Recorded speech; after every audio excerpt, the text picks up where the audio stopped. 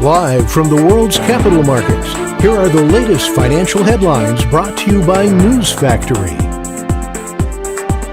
Hello and welcome to Wednesday's financial news. Stay with us for more market headlines. The dollar-yen pair skyrocketed 1.2% in the last session. The Williams indicator indicates an overbought market.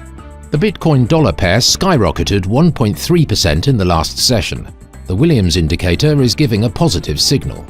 The gold-dollar pair plummeted 1.1% in the last session. The MACD is giving a positive signal.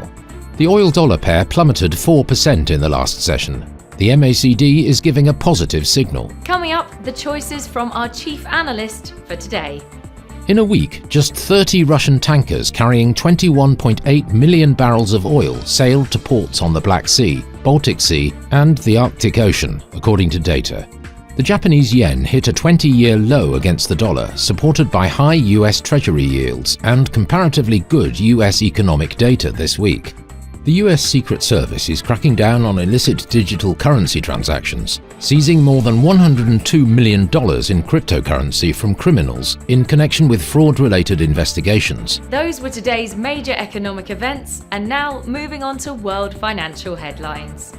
The US Fed's Beige Book will be released at 1800 hours GMT. The US MBA mortgage applications at 1100 GMT. Germany's Producer Price Index at 0600 GMT. The Eurozone's industrial production will be released at 0900 hours GMT. Japan's Tertiary Industry Index at 0430 GMT. Japan's foreign bond investment at 2350 GMT. We hope that you've enjoyed Wednesday's market outlook. On behalf of all of us here, we wish you a productive trading day. Be sure to join us tomorrow morning for the latest news and events from the financial markets.